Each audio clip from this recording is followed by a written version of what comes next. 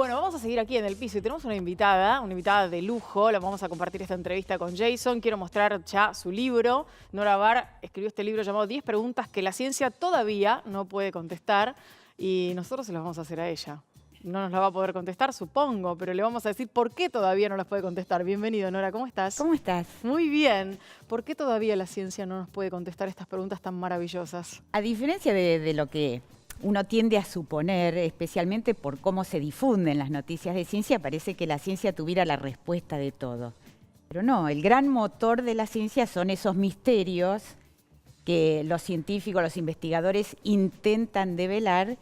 Y hay muchos que todavía no se pueden contestar. Muchas de las preguntas que se hacen los científicos y que todavía no se pueden contestar, nos las hacemos nosotros mismos. Claro, ¿no? claro.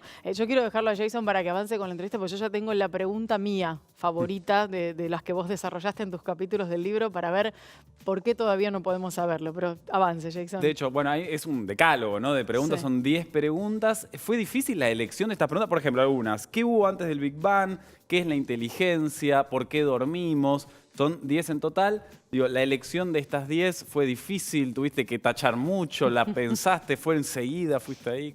No fue nada difícil, porque son preguntas que me intrigan a mí en particular. No quiere decir que no haya otras, pero son preguntas, algunas tienen que ver con la vida cotidiana, otras con temas que surgen especialmente en el día a día de un periodista científico. Muchas veces uno tiene que tocar temas en los que ve que los científicos no tienen una respuesta. Y otras, como decía, son preguntas que nos hacemos todos. Claro. Si hay un Big Bang, ¿hubo algo antes?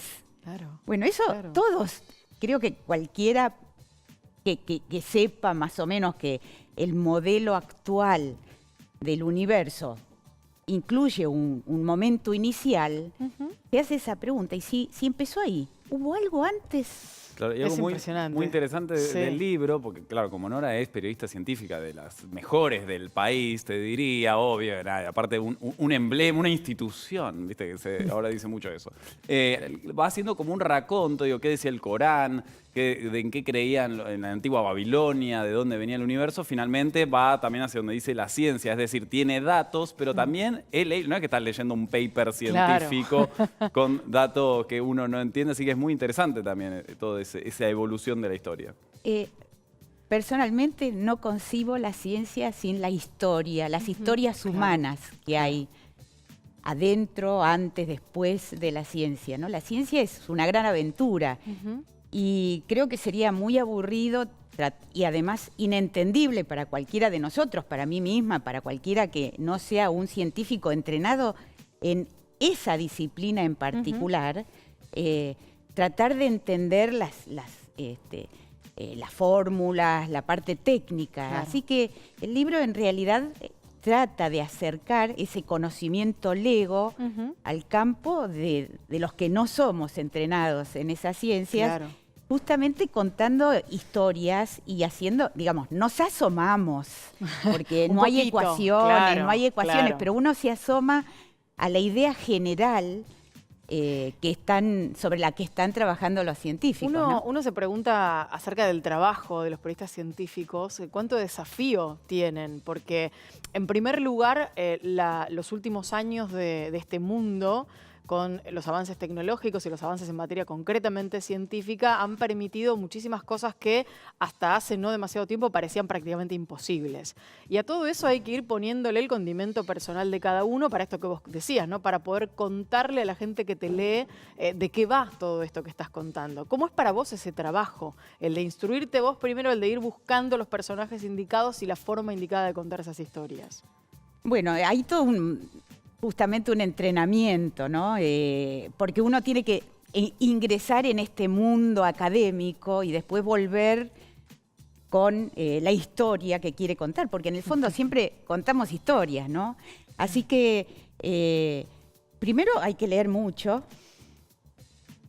Llevo leyendo muchos años, décadas, pero como digo, porque me apasiona, me parece fantástico estas historias de personas que en el fondo, más allá de su formación, de todos sus laureles, son personas igual que nosotros, con contradicciones, con problemas, con dolores. Einstein, por ejemplo, presentó su versión de la teoría de la relatividad general después de meses de dolores de estómago impresionantes, en competencia con otro matemático, David Hilbert, en el que ambos estaban tratando de desarrollar esa matemática que iba a explicar la esencia, digamos, o la dinámica del universo. Entonces, conocer todo eso los hace más humanos y nos hace a nosotros también entender mucho más de todo eso de lo que hablan, ¿no? Claro, porque el desafío es doble, como bien decís, porque tenés que decodificar en un primer lugar la teoría, pero después también a la persona que está detrás de la teoría, que muchas veces los científicos son bastante ermitaños, ¿no? Hay que sacarle con sacacorcho lo que quiere decir. Sí, hay que preguntar, hay que ser muy preguntón. Claro, claro. No tener miedo de preguntar mucho, volver a preguntar y si uno no entiende, bueno, volver a insistir o buscar bibliografía, tratar de entender. Hay temas verdaderamente abstrusos, ¿no? Por eso digo que uno mira un panorama, es como si viera un hermoso paisaje desde lo alto. No es que entra a conocer cada recoveco del río, cada arbolito. Mira ese paisaje y tiene ese panorama desde lo alto, pero también es de mucha belleza, ¿no? Yo que no leí el libro todavía, me quedé muy curiosa con el capítulo 10, que es ¿por qué dormimos? Que es una pregunta que creo que todos nos hacemos. Y es de alguna manera un poco extraño el hecho de que todavía no se haya podido responder. ¿Por qué? No lo dormimos, saben. ¿no? Se sabe muchísimo del sueño, como las distintas fases, cuáles ocurren primero, cuáles después. Pero no se sabe por qué muchas especies, incluidos los seres humanos, pasamos más de un tercio de nuestra vida en la inconsciencia.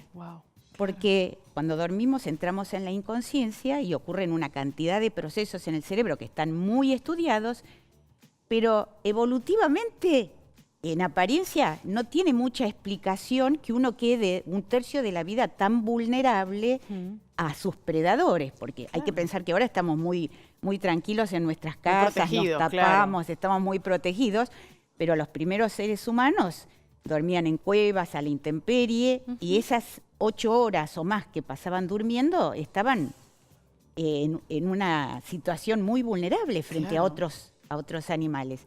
Entonces, ¿por qué la evolución preservó esta etapa de nuestra vida diaria? ¿No? Es algo que no se sabe, pero sí se sabe que si no dormimos, bueno, se sabe que dormir es imprescindible para conservar la buena salud, ¿no?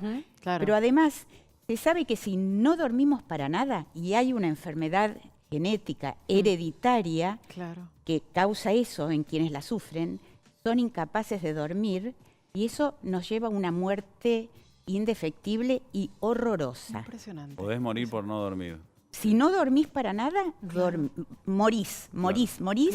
Y morís de una manera muy fea, ¿no? Bueno, y Diego Golombek, que también hace la presentación del libro y habla en ese capítulo, él estaba haciendo un estudio sobre cómo dormimos los argentinos, no sé si finalmente lo terminó o no, pero yo sí creo que los argentinos dormimos bastante mal porque tenemos hábitos nocturnos, por lo general, comparados, cenamos muy tarde, y es impresionante los beneficios de dormir, como vos bien decías. Hay un autor, Matthew Walker, se llama, que escribió un libro que se publicó en el último tiempo de el poder del sueño, ¿no? De por qué tenemos que dormir bien. Y él dice que no dormir las suficientes horas incluso hace que uno esté como en un estado como borracho directamente.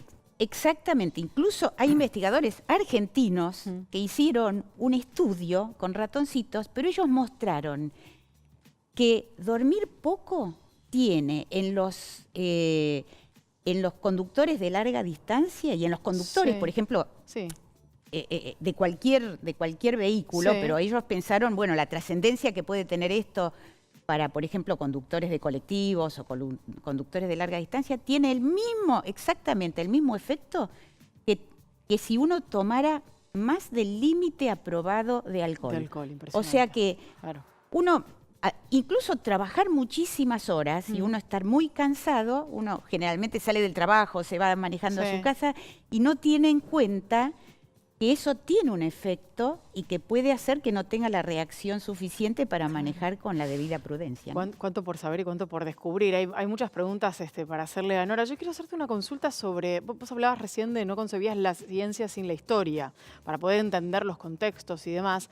Y me quedo pensando en algunos personajes que se van como poniendo de moda, y Harari es uno de esos personajes, es uno de esos escritores, que es un historiador, por cierto, pero que de alguna manera habla de ciencia o cuenta cosas que están relacionadas con lo científico.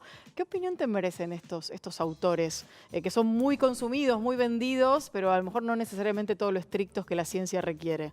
Bueno, hay, como vos decís, hay de todo. Hay extraordinarios escritores científicos, hay extraordinarios historiadores que hacen un recuento de la ciencia, hay médicos que se dedican a divulgar con una enorme precisión y además en textos apasionantes. Hay otros que no son tan rigurosos y además en esta vida de competencia de las editoriales y que hay que producir libros con mucha rapidez, muchas veces por lograr un título impactante, a veces uno puede incurrir en difundir conocimientos o que no están muy probados, Claro. o que no son exactamente lo que justamente se probó en los laboratorios o en los ámbitos científicos, ¿no? Vos sabés que hay una anécdota que se atribuye por lo menos a Einstein, que dice que una periodista le preguntó, bueno, ¿me puede explicar en forma sencilla cómo es la teoría de la relatividad? Y ahí Einstein le contestó, yo puedo explicársela de forma sencilla, pero cuando termine ya no va a haber sido la teoría de la relatividad. Impresionante. Bueno, nosotros tenemos una sección acá con Diego Greenman, que es biólogo y ahora trabaja en la Universidad de Yale, que era periodismo versus, ciencia versus periodismo, y a ver si era fruta periodística o si tenía rigor científico, y comparábamos eso según un estudio, y él se tomó el trabajo de leer efectivamente el paper, yo leía el artículo periodístico y a veces no tenía nada que ver. Pero hablando, vos que trabajás hace muchos años con científicos, ¿cómo ves la situación de la ciencia hoy en la Argentina y del CONICET? Bueno, en esto no tengo que ser tan optimista, y no lo digo yo, sino que lo dicen los propios investigadores. Están preocupadísimos porque incluso acaba de publicarse un estudio de un organismo absolutamente independiente que muestra que la inversión en ciencia descendió. O sea, no solo no se mantuvo en los niveles en que estaban, sino que descendió con respecto al Producto Bruto Interno, ¿no? Al PBI. En un mundo dominado por la ciencia y por la tecnología, y además en una sociedad que tanto necesita de los científicos, no solo desde el aspecto pragmático, que lo necesita para desarrollar líneas de investigación que puedan luego transferirse y dar vida a nuevas industrias, a nuevos productos, sino desde el punto de vista de lo que significa el pensamiento crítico, tomar problemas controversiales, poder analizarlos, poder analizar tanto los argumentos a favor en contra, como ocurre, por ejemplo, con un organismo internacional como es el IPCC, que analiza todas las evidencias que hay sobre el cambio climático.